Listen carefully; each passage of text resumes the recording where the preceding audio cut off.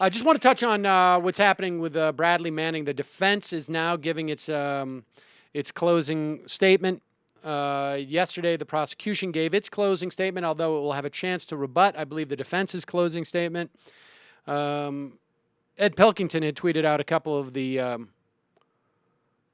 choice quotes from the closing statement from the prosecution.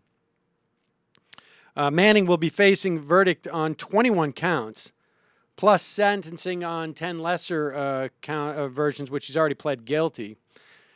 The U.S. government called WikiLeaks and Julian Assange information anarchists, which I don't know really what that means in any way. Although it sounds very cool. It sounds very cool. I know Matt has already probably already gone.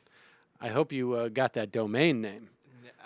It's a good idea. But because the band that starts up is really going to want that domain. But I think the idea here is to sort of claim that in some way Manning was not giving this over to journalists. And they said at one point that the only human PFC Manning actually cared about was himself, trying to make it seem as if Manning was trying to enrich himself. And then they specifically said that he was doing so because he wanted the stature and the acclaim. He delivered them for notoriety, they said.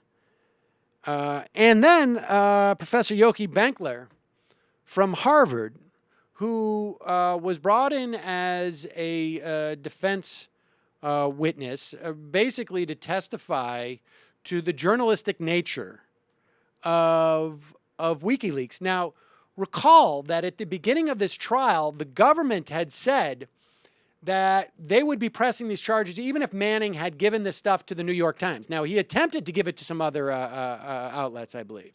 They wouldn't take the information.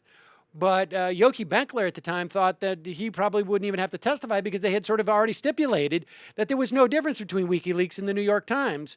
Yet, the government said that Harvard law professor Yoki Benkler was, quote, biased, misinformed, and faulty in providing his evidence as to the journalistic nature of WikiLeaks.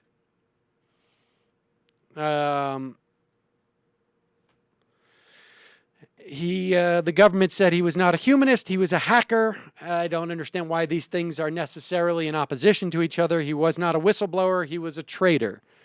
And so this is the case that the U.S. government is making. And, I think he pled guilty already to 10 counts. I mean, he clearly broke the law under military code. But the idea that this guy was a traitor, I just don't see it.